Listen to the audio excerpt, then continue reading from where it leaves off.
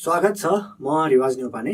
आज हामी कक्षा 10 को विज्ञान विषयको पाठ 19 पढ्दैछौँ। यस पाठको शीर्षक रहेको छ हेरिडिटी। यस पाठ अन्तर्गत आज हामीले मेन्डल्स एक्सपेरिमेन्टको बारेमा पढ्दैछौँ। आउनुहोस् आजको कक्षा सुरु गरौँ। मेन्डल भन्ने वैज्ञानिकले, जसलाई हामीले फादर अफ जेनेटिक्स भनेर पनि चिन्दछौँ, उनले यो विभिन्न जनावर तथा बोट बिरुवाहरूको विभिन्न क्यारेक्टरहरूको बारेमा अध्ययन गरेका थिए र त्यो क्यारेक्टरहरू, यो गुणहरू चाहिँ कसरी एउटा वंशबाट, एउटा जेनेरेसनबाट अर्को जेनेरेसनमा ट्रान्सफर हुन्छ भन्ने कुराको उनले विशेष रूपमा खोजी गरेका थिए।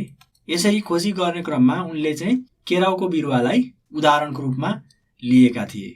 केराउको बिरुवा अथवा पी प्लान्ट, यो केराउको बिरुवालाई छान्नुको कारण चाहिँ विभिन्न रहेको थियो, जसमा चाहिँ यो केराउको बिरुवाको लाइफ टाइम एकदम सर्ट भएको भएर धेरैवटा जेनेरेसनको स्टडी चाहिँ, धेरैवटा जेनेरेसनको अध्ययन चाहिँ हामीले छोटो समयमा गर्न सक्छौँ। त्यही भएर पनि उनले केराउको बिरुवालाई यसरी छानेका थिए।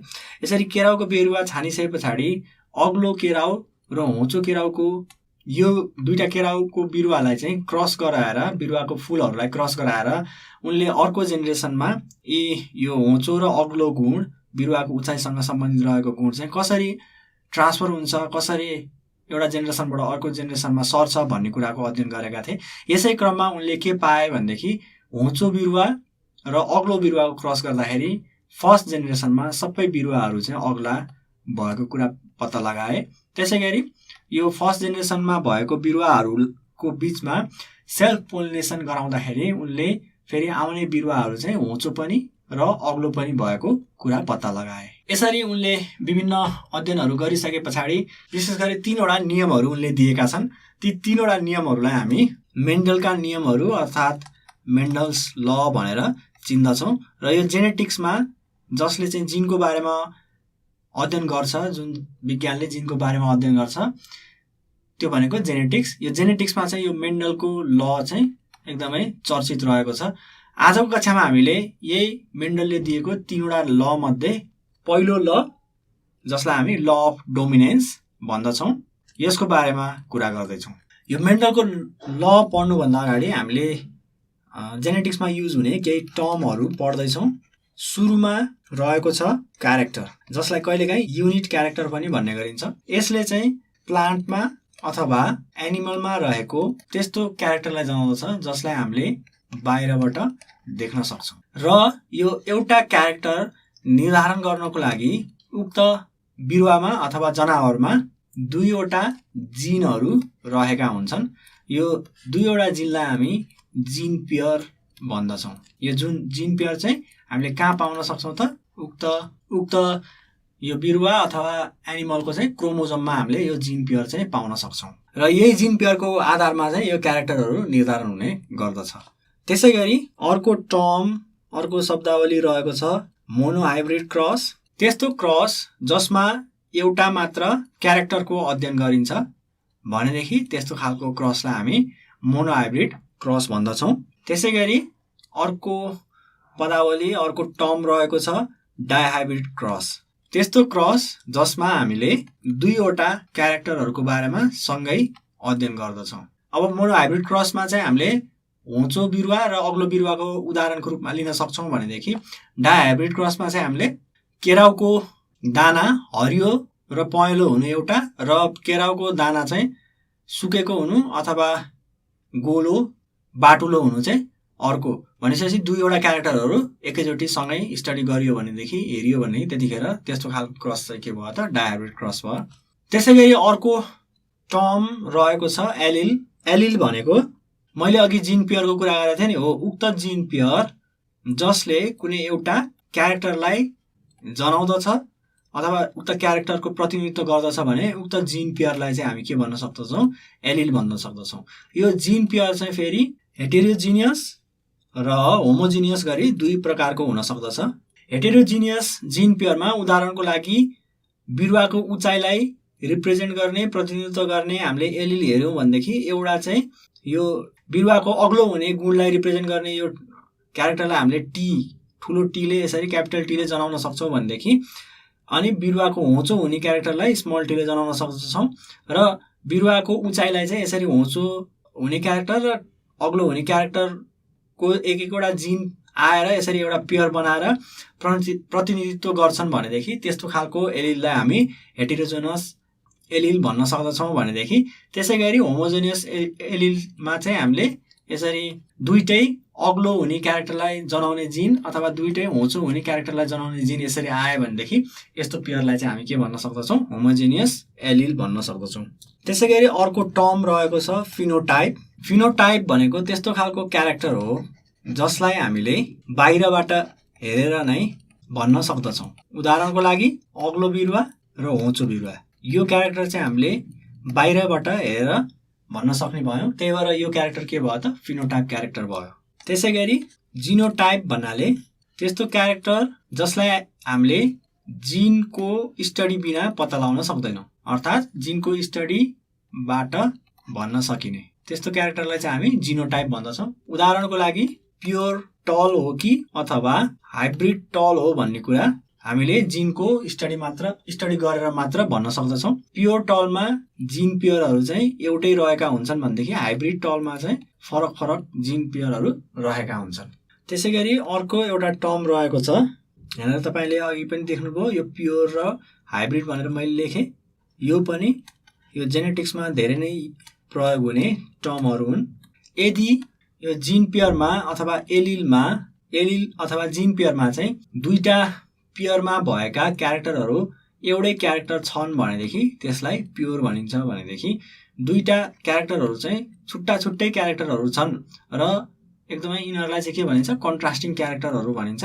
यसरी कन्ट्रास्टिङ क्यारेक्टर भन्दा पनि कन्ट्रास्टिङ जिन पेयरहरू रहेका छन् भनेदेखि यस्तो चाहिँ के भयो त, हाइब्रिड भयो। भनेदेखि यो एउटै टाइपका सेम जिन पेयर छन् भनेदेखि यो चाहिँ के भयो त, प्योर इन्डिभिजुअल अथवा प्योर क्यारेक्टरको रूपमा हामीले यसलाई लिन सक्छौँ। अब हामी मेन्डलको नियम ल अफ डोमिनेन्सको बारेमा पढ्दैछौँ।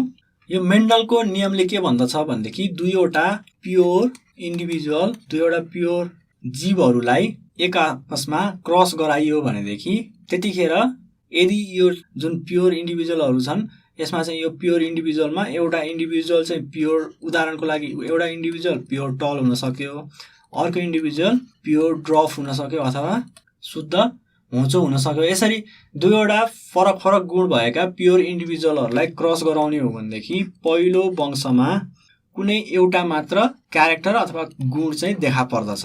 पहिलो वंशमा फर्स्ट जेनेरेसनमा चाहिँ कुनै एउटा मात्र क्यारेक्टर देखा पर्दछ।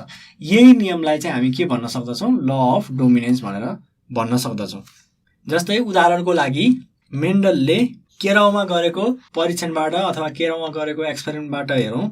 जस्तो सुरुमा उनले प्योर टल र प्योर ड्रफ क्यारेक्टर भएका दुईवटा प्लान्टहरू लिए, जसलाई सुरुमा लिएको यो प्लान्टहरूलाई चाहिँ हामी प्यारेन्ट जेनेरेसन भन्न सक्दछौँ।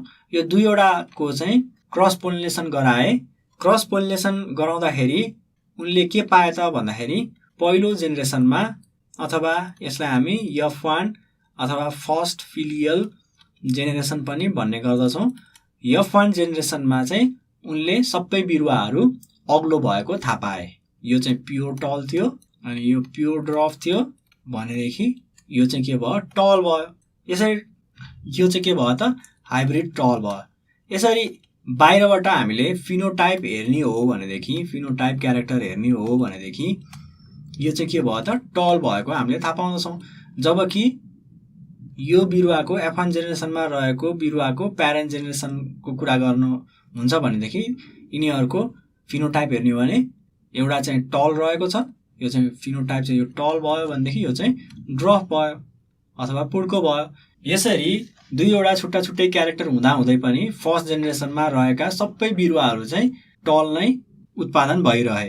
यसरी ल अफ डोमिनेन्सलाई चाहिँ मेन्डलले सिद्ध गरेका थिए र यसको कारणको खोजी गर्दाखेरि उनले के पाए भनेदेखि जुन क्यारेक्टरलाई प्रतिनिधित्व गर्नको लागि एउटा जिन पेयर रहेको हुन्छ नि, हो यो जिन पेयरमा रहेका दुईवटा जिनमध्ये एउटा जिनले अर्को जिनलाई चाहिँ के गर्छ, डोमिनेट गर्छ अथवा दबाएर राख्दछ।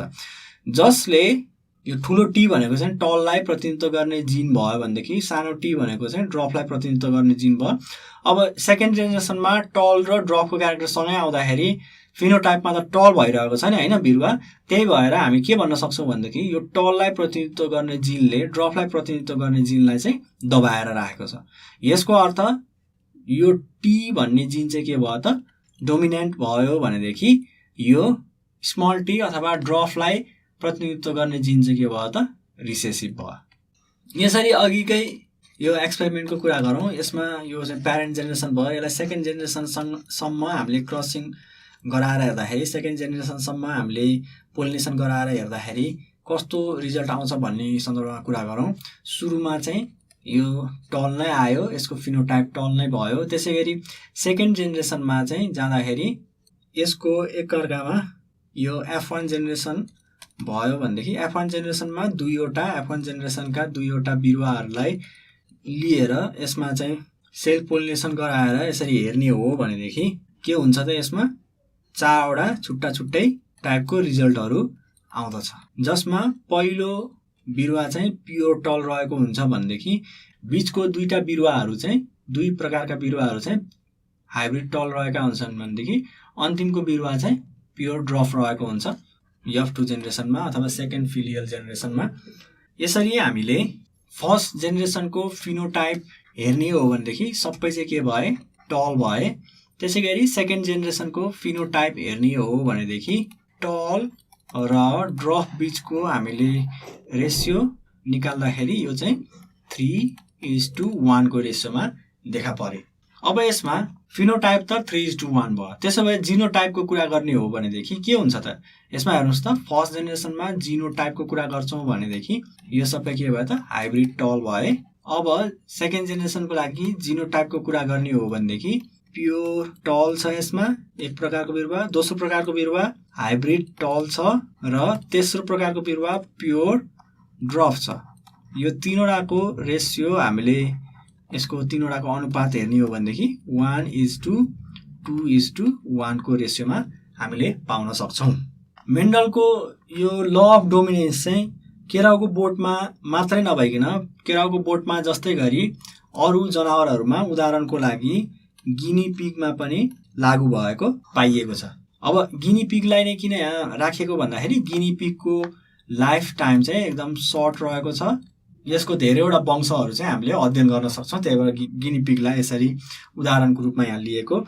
र त्यसै गरी यो गिनी पिगको कुन चाहिँ क्यारेक्टरलाई हामीले हेरियो भनेर गिनी पिगको हेयर कलर अथवा बाहिर छालामा रहेको रङको कलरलाई हामीले हेर्दाखेरि चाहिँ कि चाहिँ कालो रङको भएको पाइयो कि चाहिँ सेतो रङको भएको पाइयो। आउनुहोस्, जसरी हामीले केराउको बिरुवामा हामीले यो ल अफ डोमिनेन्सलाई हेऱ्यौँ त्यसै गरी गिनी पिगमा पनि यो ल अफ डोमिनेन्सलाई एकचोटि अप्लाई गरेर हेऱ्यौँ। प्यारेन्ट जेनेरेसनमा शुद्ध कालो रङको गिनी पिग र शुद्ध सेतो रङको गिनी पिगलाई क्रस गराएर हेर्दाखेरि फर्स्ट जेनेरेसनमा कस्तो रङको गिनी पिग देखा पर्यो त? ब्ल्याक अथवा कालो रङको गिनी पिग देखा पर्यो। यसको अर्थ हामीले के बुझ्नुपर्ने हुन्छ भनेदेखि ब्ल्याक र व्हाइट दुईटा क्यारेक्टर मध्ये ब्ल्याक चाहिँ के रहेछ त डोमिनेटिङ क्यारेक्टर रहेछ र व्हाइट भनेको रिसेसिभ क्यारेक्टर रहेछ। र यो ब्ल्याक क्यारेक्टरलाई प्रतिनिधित्व गर्ने जिन चाहिँ डोमिनेटिङ जिन रहेछ, डोमिनेन्ट जिन रहेछ भनेदेखि व्हाइट क्यारेक्टरलाई प्रतिनिधित्व गर्ने जिन चाहिँ रिसेसिभ जिन रहेछ भन्ने कुरा हामीले बुझ्नु पर्यो। त्यही भएर मैले यसमा लेख्दाखेरि प्योर ब्ल्याकलाई यसरी क्यापिटल बीले जनाउन सक्दछु भनेदेखि प्योर व्हाइटलाई लेख्दाखेरि यसरी स्मल बीले जनाउन सक्दछु। र यसमा चाहिँ आएको ब्ल्याक कस्तो खालको हुन्छ? यो प्योर हुन्छ कि हाइब्रिड हुन्छ? हो, पक्कै पनि यो के हुन्छ? हाइब्रिड ब्ल्याक हुन्छ। जसरी अघि हाइब्रिड टल चाहिँ F1 जेनेरेसनमा रहेको थियो। हाइब्रिड ब्ल्याक भनेको यसरी क्यापिटल बी र सानो बी को जिन पेयरलाई हामी यसरी लिन सक्छौँ। अब हाइब्रिड ब्ल्याकमा रहेका दुईवटा इन्डिभिजुअललाई दुईवटा जनावरहरूलाई क्रस गराउने हो भनेदेखि चाहिँ यसमा चाहिँ F2 जेनेरेसनमा चार प्रकारका रिजल्टहरू देखा परे। अहिलेको जस्तै गरी क्यापिटल बी सँगै आए, त्यसै गरी क्यापिटल बी र स्मल बी सँगै आए, अर्कोमा क्यापिटल बी र स्मल बी सँगै आए र अन्त्यमा गएर स्मल बी पनि सँगै आए। यसरी हेर्दाखेरि यो चाहिँ के भयो त प्योर ब्ल्याक भयो भनेदेखि त्यसै गरी यो र यो चाहिँ के भयो त हाइब्रिड ब्ल्याक भयो, त्यसै गरी यो चाहिँ के भयो त प्योर व्हाइट भयो। र यहाँ पनि हामीले देख्न सक्छौँ यो ब्ल्याक कलरले चाहिँ व्हाइट कलरलाई चाहिँ के गरिरहेको छ, डोमिनेट गरिरहेको छ र मेन्डलको ल अफ डोमिनेन्स चाहिँ सिद्ध भएको छ। र अहिलेको जस्तै गरी हामीले फिनोटाइप र जिनोटाइपको कुरा गर्छौँ भनेदेखि फर्स्ट जेनेरेसनमा फिनोटाइप भनेको के हुन्छ त, ब्ल्याक कलर हुन्छ भनेदेखि यसमा जिनोटाइप भनेको हाइब्रिड ब्ल्याक भइहाल्यो, यो चाहिँ जिनोटाइप। त्यसै गरी सेकेन्ड जेनेरेसनको फिनोटाइप रेसियोको कुरा गरौँ, फिनोटाइप रेसियो भनेको ब्ल्याक इज टु व्हाइटको कुरा गरौँ, त्यो हुँदाखेरि कति हुन्छ हेर्नुहोस् त, 3 वटा ब्ल्याक छ, यो एउटा भयो, यो एउटा भयो, यो एउटा भयो, 3 वटा चाहिँ ब्ल्याक भयो भनेदेखि एउटा चाहिँ व्हाइट भयो, त्यसको अर्थ 3:1 चाहिँ यसको फिनोटाइप रेसियो भयो भनेदेखि जिनोटाइप रेसियोको कुरा गर्नुहुन्छ भनेदेखि हेर्नुहोस् त, प्योर ब्ल्याक एउटा, हाइब्रिड ब्ल्याक 2टा र प्योर व्हाइट एउटा आउने भएको भएर हामीले के लेख्न सक्छौँ, 1:2:1 चाहिँ के भयो त, यसको जिनोटाइप रेसियो भयो। यो रेसियोलाई हामीले प्रतिशतमा पनि व्यक्त गर्न सक्छौँ है, फेरि नझुकिने होला, कुनै किताबमा प्रतिशतमा व्यक्त गरिरहेको हुन्छ। जस्तै उदाहरणको लागि यो फिनोटाइप रेसियोलाई हामीले प्रतिशतमा व्यक्त गर्नु पर्यो भनेदेखि यो चाहिँ 75% भयो भनेदेखि यो चाहिँ 25% भयो। यसको अर्थ 75% गिनीपिगहरू चाहिँ कालो देखा पर्छन् भनेदेखि 25% गिनीपिग मात्र सेकेन्ड जेनेरेसनमा व्हाइट अथवा सेतो गिनीपिगहरू चाहिँ हुन्छन्। त्यसै गरी जिनोटाइपको कुरा गर्नुहुन्छ भनेदेखि यसलाई फेरि 50% र 25% भनेर हामी यसरी लेख्न सक्छौँ। यो भनेको के भयो भनेदेखि 25% गिनीपिगहरू चाहिँ प्योर ब्ल्याक हुन्छन्, त्यसै गरी 50% गिनीपिगहरू चाहिँ हाइब्रिड ब्ल्याक हुन्छन् भनेदेखि अर्को 25% गिनीपिगहरू चाहिँ प्योर व्हाइट हुन्छन् भन्न खोजिएको हो। यसरी हामीले गिनीपिगमा पनि ल अफ डोमिनेन्सलाई सिद्ध गर्न सक्छौँ। र ल अफ डोमिनेन्सलाई स्टडी गर्दै जाँदाखेरि हामीले पी प्लान्टमै धेरैवटा गुणहरू भेट्न सक्छौँ, जसलाई चाहिँ मैले तलपट्टि विस्तृत रूपमा लेखेको छु। र यो गुणहरूमध्ये पनि कुन चाहिँ डोमिनेटिङ क्यारेक्टर हो र कुन चाहिँ रिसेसिभ क्यारेक्टर हो भन्ने कुरा पनि हामीले छुट्याउन सक्छौँ।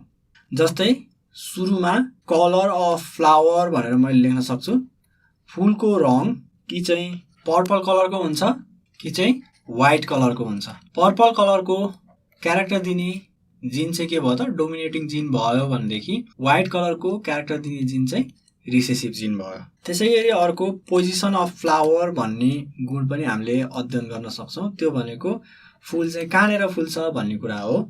यो चाहिँ एक्सियल पोजिसन पनि हुन सक्यो र अर्को चाहिँ टर्मिनल पोजिसन पनि हुन सक्यो। एक्सियल पोजिसन भनेको आँखलाहरूमा फुल्ने फुल भयो र यो दुईटा क्यारेक्टरको अध्ययन गर्ने हो भनेदेखि एक्सियल पोजिसन चाहिँ डोमिनेन्ट क्यारेक्टरको रूपमा देखा पर्छ भनेदेखि टर्मिनल पोजिसन चाहिँ रिसेसिभ क्यारेक्टरको रूपमा देखा पर्छ। टर्मिनल पोजिसन भनेको चाहिँ हाँगाहरूको टुप्पोमा फुल्ने भयो। त्यसै गरी अर्को क्यारेक्टर हामीले अध्ययन गऱ्यौँ भनेदेखि अर्को क्यारेक्टर हुनसक्छ सेप अफ सिड, केराउको दानाको आकार। कुनै दाना एकदम गोलो पुष्ट परेको हुन सक्यो भनेदेखि, त्यसै गरी कुनै दाना चाहिँ खुम्चिएको चाउरी परेको हुन सक्यो। र यो दुईटा क्यारेक्टर हेर्ने हो भने गोलो परेको राउन्ड क्यारेक्टर चाहिँ डोमिनेन्ट क्यारेक्टर भयो भनेदेखि रिङ्कल्ड क्यारेक्टर चाहिँ रिसेसिभ क्यारेक्टर भयो। त्यसै गरी कलर अफ सिड, केराउको बिउको कलरको कुरा गर्नुहुन्छ भने त्यो पनि कुनै कलर चाहिँ येल्लो हुन सक्यो भनेदेखि कुनै कलर चाहिँ ग्रिन हुन सक्यो। येल्लो कलर चाहिँ डोमिनेन्ट कलरको रूपमा देखा पर्यो, डोमिनेन्ट क्यारेक्टरको रूपमा देखा पर्यो भनेदेखि ग्रिन कलर चाहिँ रिसेसिभ क्यारेक्टरको रूपमा देखा पर्यो। त्यसै गरी सेप अफ पड अथवा केराउको जुन कोसाको आकार हुन्छ त्यो आकारको कुरा गर्दाखेरि कुनै चाहिँ एकदम पुष्ट टाइपको इन्फ्ल्याटेड टाइपको केराउको कोसाहरू फेला पर्यो भनेदेखि कुनै केराउको कोसाहरू चाहिँ खुम्चिएको कन्स्ट्रिक्टेड भन्न सक्छौँ, जसलाई हामी अङ्ग्रेजीमा त्यस्तो टाइपको देखा पर्यो। र यो दुईटा क्यारेक्टरलाई हेर्ने हो भने इन्फ्ल्याटेड क्यारेक्टर चाहिँ डोमिनेटिङ क्यारेक्टर हो भनेदेखि कन्स्ट्रिक्टेड क्यारेक्टर चाहिँ रिसेसिभ क्यारेक्टर हो। त्यसै गरी अर्को चाहिँ कलर अफ पोड, केराउको कोसाको रङको कुरा गर्नुहुन्छ भनेदेखि त्यो चाहिँ ग्रिन र येल्लो दुई टाइपको हुन सक्यो। अब यसमा इन्ट्रेस्टिङ कुरा के छ भनेदेखि सिडमा चाहिँ सिडको कलरको कुरा गर्दाखेरि येल्लो चाहिँ डोमिनेटिङ थियो भनेदेखि केराउको कोसामा चाहिँ ग्रिन कोसा चाहिँ अथवा हरियो कोसा चाहिँ के भयो त डोमिनेटिङ भयो भनेदेखि यो पहेँलो रङ चाहिँ के भयो त रिसेसिभ क्यारेक्टर भयो। त्यसै गरी केराउमा अथवा गिनीपिगमा मात्र नभएर मान्छेमा पनि यस्ता विभिन्न क्यारेक्टरहरू चाहिँ हामीले हेर्न सक्छौँ। जस्तै कतिजनाको बुढी औँला चाहिँ यसरी बटारिएको देख्नु भएको छ तपाईँहरूले। यसरी बटारिएको बुढी औँला छ भनेदेखि त्यो चाहिँ के हो त रिसेसिभ क्यारेक्टर हो। भनेदेखि यो नबटारिकन यसरी सिधा हुन्छ भनेदेखि त्यो खालको क्यारेक्टर चाहिँ के हो त यो बुढी औँला, यो चाहिँ डोमिनेन्ट क्यारेक्टर हो। मैले यसलाई सेप अफ थम भनेर लेख्न सक्छु। त्यसै गरी कसैले चाहिँ जिब्रो यसरी बटारेको पनि देख्न सक्नु भएको छ। गोलो प्रकारले यसरी मुखभित्र जिब्रो चाहिँ बटारेको देख्नु भएको छ होला। यस्तो टाइपको क्यारेक्टर छ भनेदेखि यो क्यारेक्टर चाहिँ के हो त डोमिनेन्ट क्यारेक्टर भयो। भनेदेखि कसैको जिब्रो चाहिँ बटारिँदैन, प्लेन रहन्छ र यस्तो खालको क्यारेक्टरलाई चाहिँ हामी रिसेसिभ क्यारेक्टर भन्न सक्छौँ। यो चाहिँ सेप अफ टङ, जिब्रोको आकार भनेर म भन्न सक्छु। त्यसै गरी सेप अफ हेयरमा चाहिँ यो घुम्रिएको कपाल चाहिँ के हो त डोमिनेन्ट क्यारेक्टर हो। भनेदेखि नघुम्रिएको स्ट्रेट कपाल चाहिँ के हो त कसैको कपाल स्ट्रेट हुन्छ त्यो चाहिँ के हो त रिसेसिभ क्यारेक्टर हो। त्यसै गरी कसैको तपाईँहरूले कान हेर्नु भएको छ भनेदेखि कानको लोती चाहिँ नजोडिएको हुन्छ, यसरी छुट्टै रहेको हुन्छ। यो चाहिँ यहाँनिर यसरी जोडिएको हुँदैन, यो चाहिँ क्यारेक्टर डोमिनेन्ट क्यारेक्टर हो। भनेदेखि तपाईँहरूले आफ्नै कक्षामा पनि हेर्न सक्नुहुन्छ कतिजना साथीहरूको यो कान चाहिँ यसरी जोडिएको छ गालासँग। यो क्यारेक्टर चाहिँ के हो त रिसेसिभ क्यारेक्टर हो। सेप अफ पिन्ना भनेर मैले लेख्न सक्छु, यो लोतीको आकार। यसरी मान्छेमा पनि विभिन्न क्यारेक्टरहरू चाहिँ डोमिनेन्ट र रिसेसिभ हुँदा रहेछ। हामी आजको कक्षाको लगभग अन्त्यतिर आइपुगेका छौँ। हामीले आजको कक्षामा के पढ्यौँ भन्ने बारेमा सरस्वती अध्ययन गऱ्यौँ। सुरुमा हामीले मेन्डलको नियमको बारेमा अध्ययन गऱ्यौँ। मेन्डलको नियमको बारेमा अध्ययन गर्नुभन्दा अगाडि हामीले विभिन्न यो जेनेटिक्समा प्रयोग हुने विभिन्न टर्महरूको बारेमा अध्ययन गऱ्यौँ र त्यस पछाडि हामीले मेन्डलको ल अफ डोमिनेन्स भन्ने बारेमा अध्ययन गऱ्यौँ। यो ल अफ डोमिनेन्स अन्तर्गत हामीले केराउको यो अग्लो हुने गुण र होचो हुने गुणको बारेमा अध्ययन गऱ्यौँ भनेदेखि त्यसै गरी गिनी पिगको कपालको कलरको बारेमा पनि हामीले अध्ययन गऱ्यौँ र त्यसै गरी केराउकै बिरुवाको कुरा गर्दाखेरि विभिन्न गुणहरूमध्ये कुन चाहिँ गुण रिसेसिभ हो र कुन चाहिँ गुण डोमिनेन्ट गुण हो भन्ने बारेमा पनि हामीले अध्ययन गऱ्यौँ र साथसाथै अन्त्यमा गएर मान्छेमा पनि यस्ता डोमिनेन्ट र रिसेसिभ गुणहरू हुँदा रहेछन् भन्ने बारेमा हामीले विस्तृतमा आजको कक्षामा अध्ययन गऱ्यौँ। जानुभन्दा अगाडि तपाईँहरूलाई निम्न प्रश्नहरू मैले गृह कार्यको रूपमा छोडेर जाँदैछु। प्रश्न नम्बर 1, मेन्डलको ल अफ डोमिनेन्स भनेको के हो? प्रश्न नम्बर 2, मोनोहाइब्रिड क्रस भन्नाले के बुझिन्छ? प्रश्न नम्बर 3, प्योर टल र प्योर ड्रप पी प्लान्टलाई क्रसिङ गराउँदा फर्स्ट र सेकेन्ड जेनेरेसनका बिरुवामा आउने गुणहरूको फिनोटाइप र जिनोटाइप रेसियो चार्ट बनाई देखाउनुहोस्। यसरी हामीले जति पनि चार्टहरू बनाएर देखाएका छौँ त्यसलाई चाहिँ हामी फिलियल चार्ट भन्दछौँ। फिलियल चार्ट र यो मैले मोनोहाइब्रिड क्रस भन्नाले यहाँनिर 2 नम्बरको प्रश्नमा रहेको छ। मोनोहाइब्रिड क्रस भन्नाले एउटा मात्र क्यारेक्टरलाई लिएर क्रसिङ ओभर गराइन्छ भने त्यस्तो खालको क्रसलाई चाहिँ हामी मोनोहाइब्रिड क्रस भन्न सक्दछौँ। र आजको कक्षामा हामीले जति पनि क्रसहरू पढ्यौँ, जति पनि यो फिलियल चार्टहरू बनाएर देखाएँ मैले आजको कक्षामा, त्यो सबै मोनोहाइब्रिड क्रसको रहेको थियो। यी प्रश्नहरू तपाईँहरूले गृह कार्यको रूपमा गर्न सक्नुहुनेछ। हामी आजको अन्त्यमा आइपुगेका छौँ। तपाईँहरूलाई कुनै अप्ठ्यारो पर्यो भनेदेखि हामीलाई सम्पर्क गर्नको लागि आवश्यक पर्ने इमेल ठेगाना दिँदैछु। हाम्रो इमेल ठेगाना रहेको छ learning@dearwork.edu.np। यस इमेल ठेगानामा तपाईँहरूले आफूलाई लागेको जिज्ञासा साथसाथै हामीलाई सल्लाह सुझाव पनि पठाउन सक्नुहुनेछ। आजको कक्षा सकिएको छ। धन्यवाद।